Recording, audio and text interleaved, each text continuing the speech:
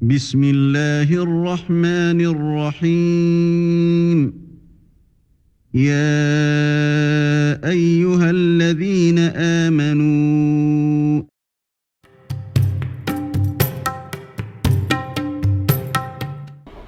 abe yele minbari koka aba fo madina kalu alabara bunye kaynya alabara nema daluma alabara jima fa kaynya alabara noro tamaka kana noro di aluma alabara bunye tamaka kana bunye daluma alabara karama tamaka kana di aluma dan fe laf samante alabaro late aluma noro ti alabaro late ibi mir mankudun fo ima ba be fo kirama alebe soro ka ji ka bo minbari ka kira bi soro ka yele ka kutubake asarafana adinge nara fo Allah kilanyi sallallahu alaihi wasallam ko kira ila kama ke be min ki kama wodiya nyewan fa kasange ala me dinge ma ni folo ya soro kira ka lon ka fo fakema ni munafele kira kala sara munafele ale koka mala kira tun hakili ma baledi kira ka ye nim bana sise ka fani nindi adon keintu amado ni na beto ka mankutum abito ka to balu fofo molu nyana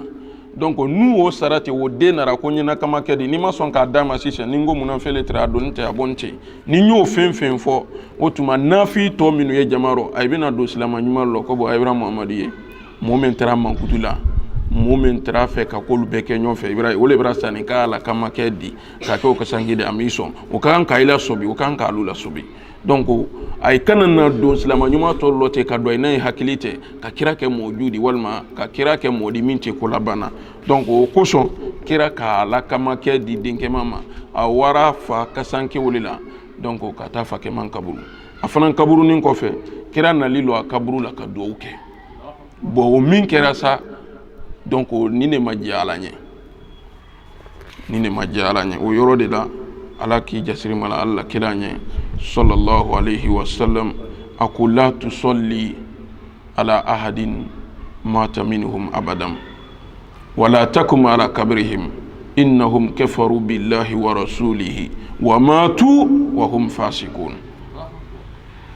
ala ko kirama nini nyon sudo sarabutu ni munafe model nini ndo sarabutu muhammad kini lo ado kaburu kuna butu kini lo kaburu kuna wala takum ala kabrihim kini lo akaburu kuno innahum kafaru billahi wa rasuli ukafiri lanne alama ukafiri alile muhammaduma wa matu sayafanan kai sorone wa hum kafirun wa matu wa hum fasiqun saya kai sorone ka sora iti foila tinyen nako ati foidi tinyen nako ite foila du kono fana ni tinyen ninke komi bakara yo fu nyene antemento ko wa iza kila lahum la tufsidu fil ardi qulu inma nahnu muslimun na forenya e fratinyen na du kona ida foka lu du la benale di donc o ya ala kuma kan kele ne fana segini ya ima ila ko labana ko wa ma tu wa hum fasikuna ay saraka ito tinyen ne la itala dana fi ukran ko hala mo bakoro tinyen na di hala mo bakoro tinyen na li donc wala ala be ka wulu le misali afoti aye kala silamalu fele sanyi sababuma aye nema soro silamalla ni here nana afo ko silama idula da yo here soro sanyi sawma aye se furu kala silamalu ma islamalu dem solu furu me ka soro ay dusukunti ala fefiu donc ala ko awul munafelu misali le tasisen ko munafelu misali le ko ni momen nara kana ta dobla ka ta la menen donc ta ni meneni ko aka yoro luye donc ko ta o ko fe o sara tamenen sara kayto dibiro donc ko munafe misali nyawolema o de la lahara dum ay ben ni fos la maluma ko unsuruna naltamisu he bin nurikum ko ayama kono sirati te wati donc mu'minu ye ala kele bante ya nay tumi seligiluta kira ko ay seligita yoro wolu ay tray nyamin na ko ay tray bolo minu na ko da ay tray seminu kula o yoro lebi menen ka kinyene yele o tuma ibi tama wole man ka wadon arjine kono o de la seligita kayne donc silamalu tamanto ay selgita no mene minu makawa alu minu tray yere kala silama dia alu ni silama ibaka wala butun donc tamenenta alu ko e selgi mata tiye kan e selgi tala ya hakli yere tala ko ile atali mako dole kama donc wo mako nyanin ko donc ni sara ko misali le ko mi la tamene ne bra saudi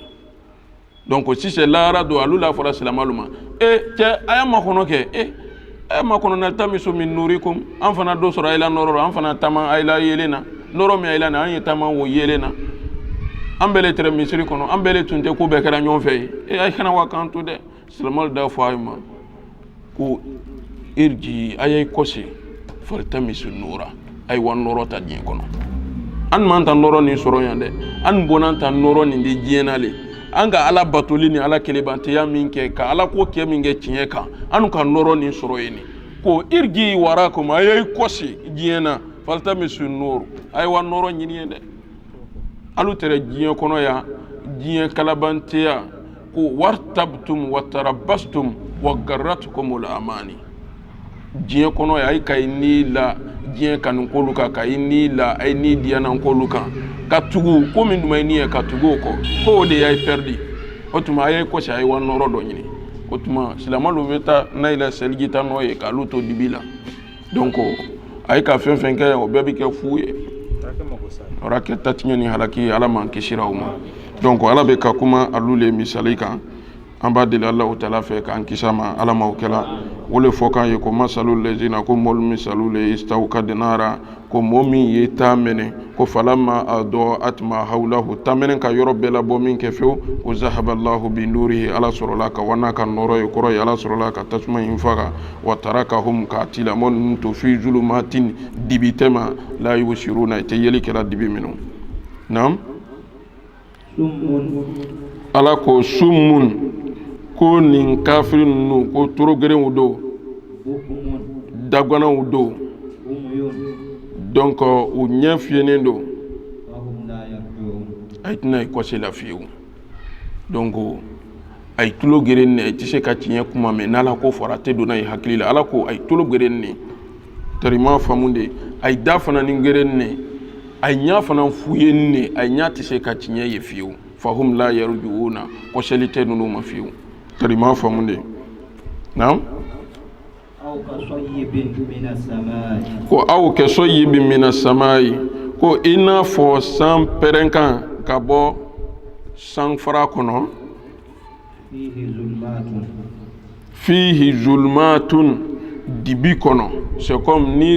ni be dibi ro sisen ni san wala wala la yoro kene ya beka donc ala beka wole fo ko aw ke soyibin minas samai ikomi san wala wala kan kabo san fe fi zulumatin dibiro nam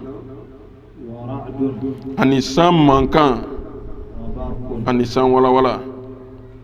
yaj'aluna asabi'ahum aha ko yaj'aluna asabi'ahum bon no kera doron ko bay bulo ko nim lahe ay tolo kono tarima famunde no kera bay bulo bla ni san mangan bora nyaaw mate fi zulumatin dibiro doro yaj'aluna asabi'ahum fi azanihim ay bay bulo ko nim la ay toloro nam mina sawahiki samman kan koson hazaral mauti saya nyasira nyema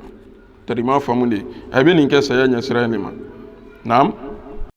wallahu muhitun nam wallahu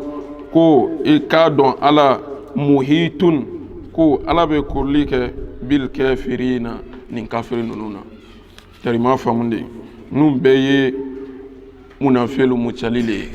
amba dele Allah taala fe munafiya kan kisama ala mawkala nam yakadul baruku ko absam bi surunya sam manga wo bi surunya yakutafu absarahum kay minalike ay nyala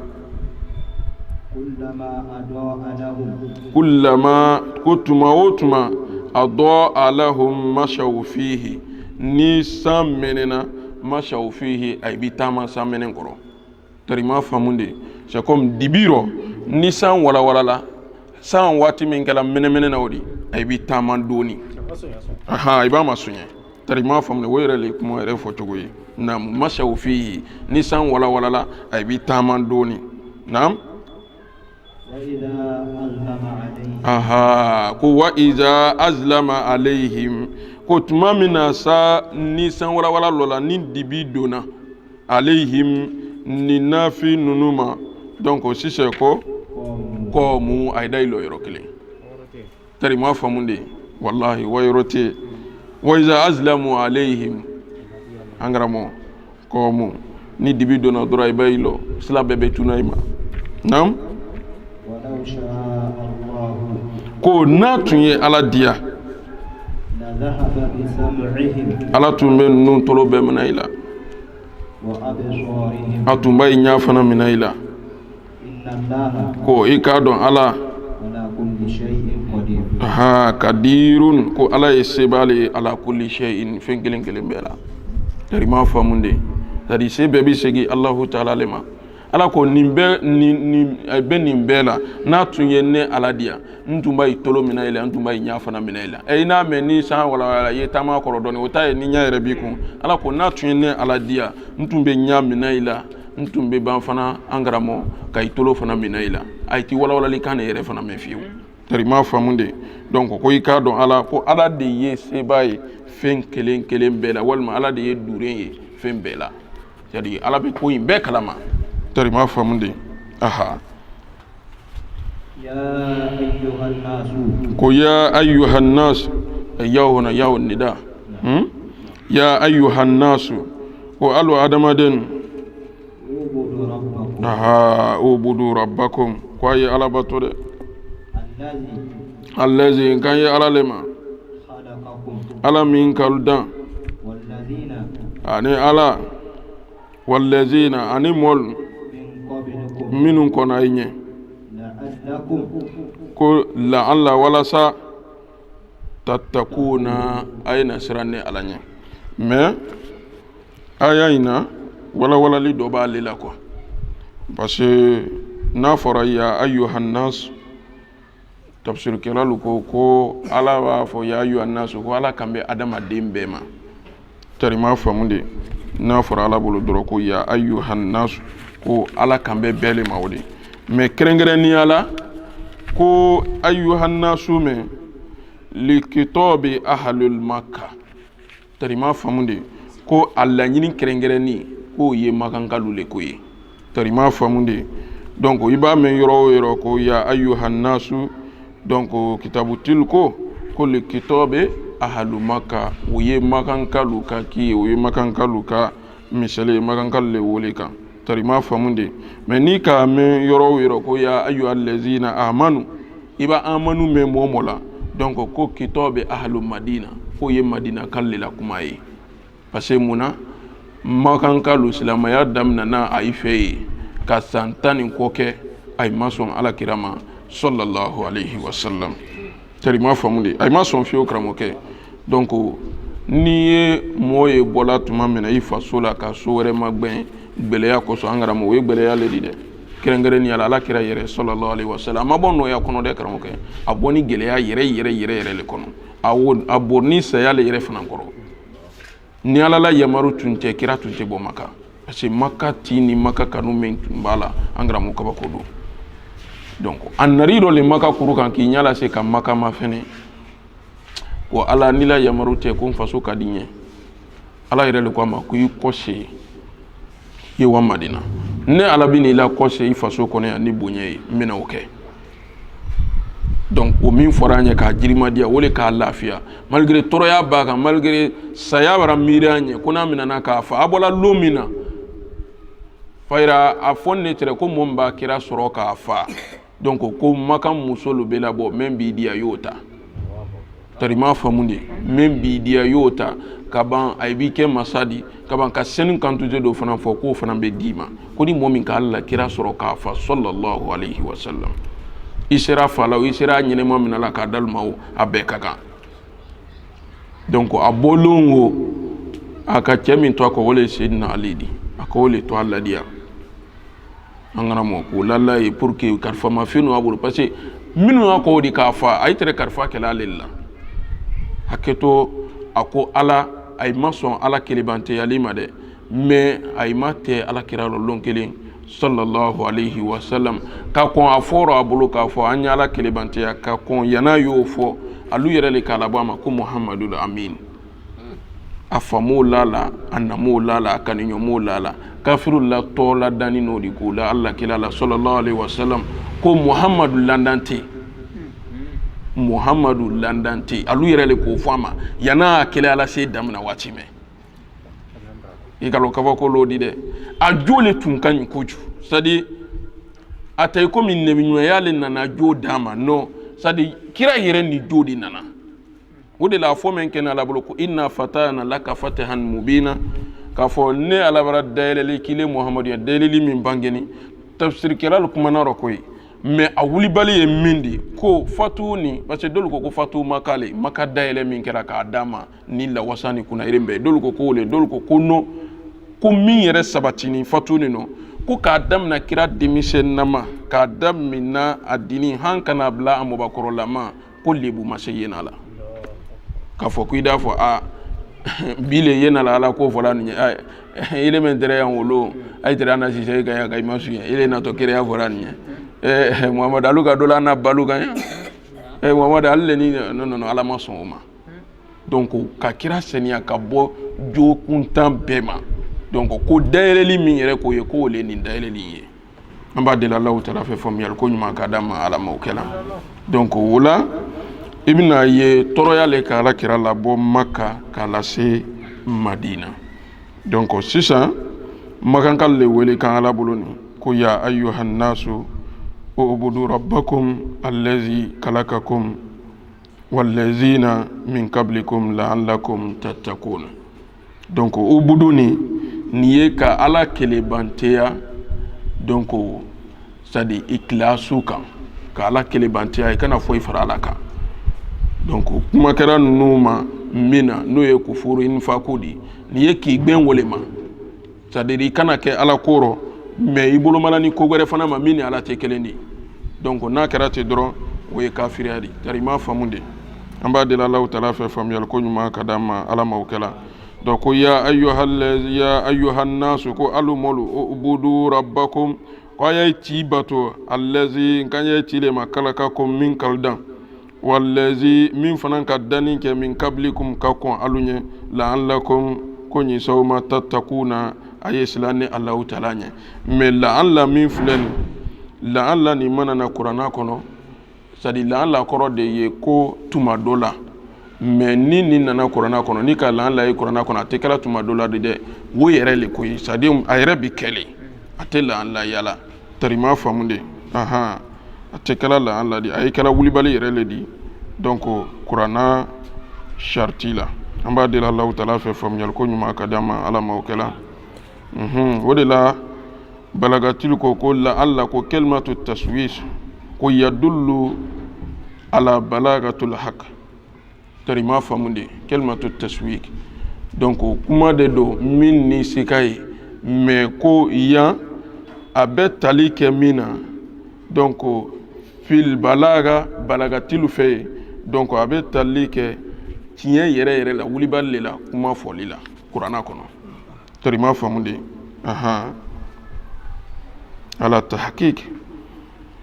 tarima kuma in famude donc ni i ɲiningala la alla la kuranna kɔnɔ donc balagatil fɛ i bɛ kayida min a la woleni donc o b'a fɔ la alla kalimatu taswik yadullu ala tahqiqi a banna tarima famude yadullu ala tahqiqi c'est-à-dire sikaro kuma le mais amako mina wole kuma yɛrɛ tiɲɛ di wulibali yɛlɛman t'a la de n'a fɔra dɔrɔn la y'a faamu dɔrɔn ko min fɔ ni wulibali don ile la ɲama o n'ala ta o ti kelen ye kuma kɔrɔ wole di an b'a deli Alahu Taala fɛ ka faamuyali ko ɲuman d'an ma ala ma o kɛla naam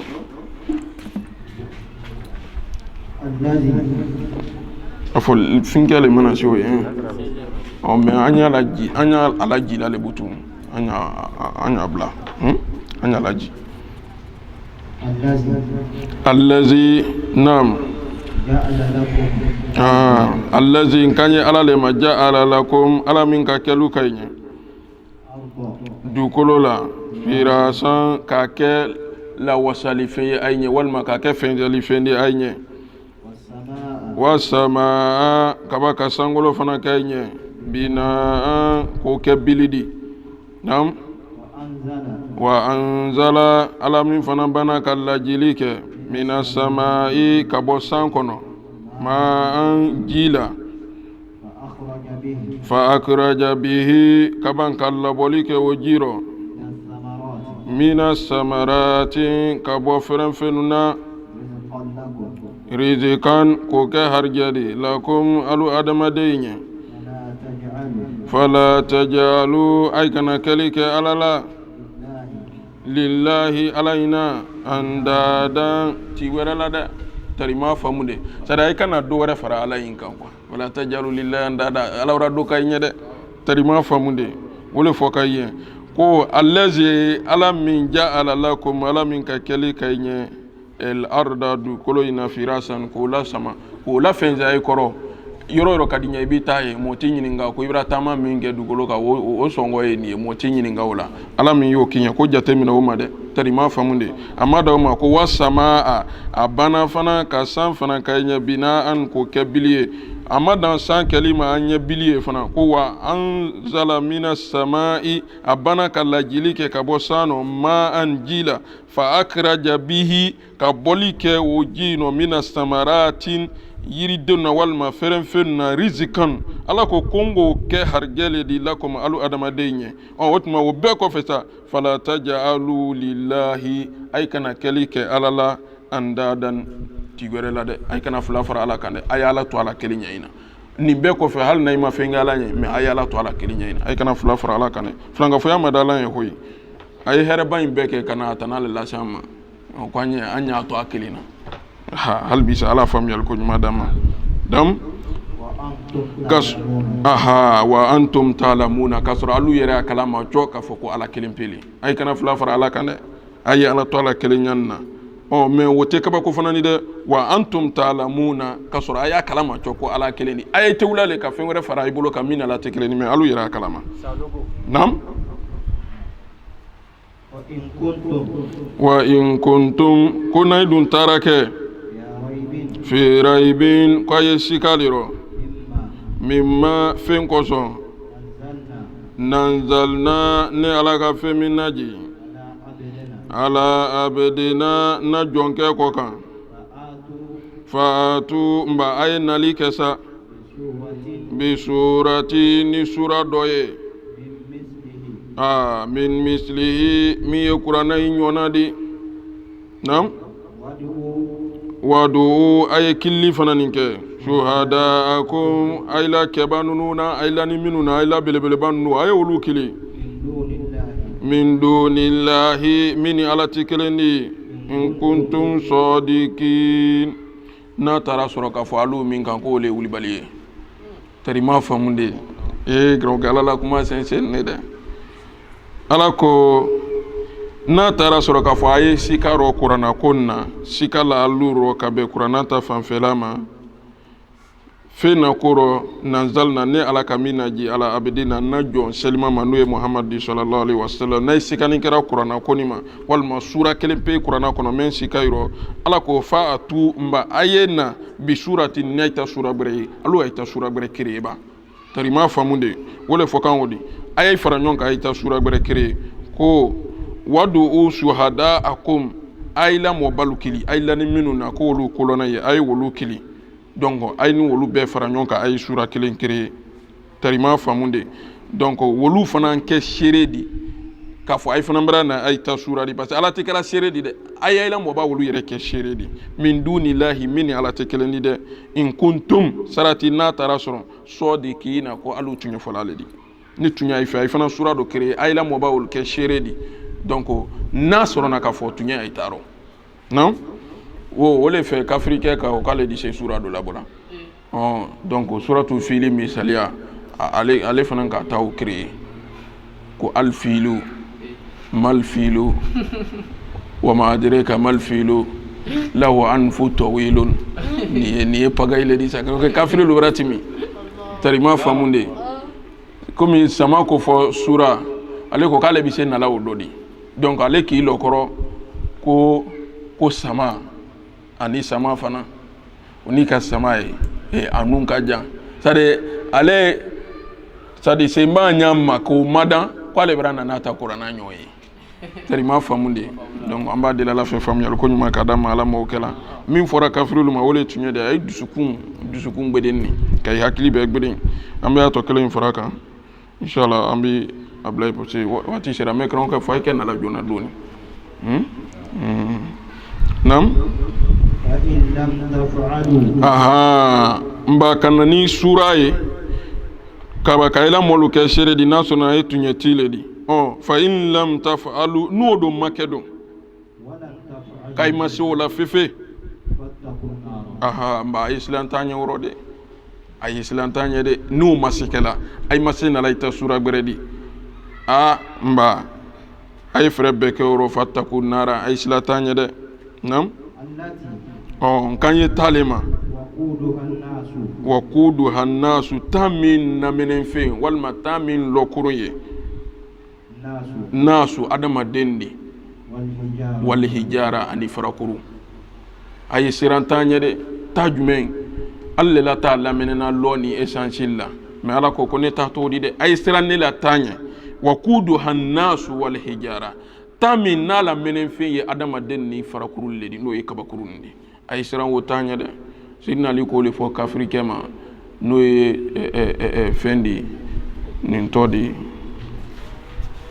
kurasel gol malkil gudam sidna ali ko le fo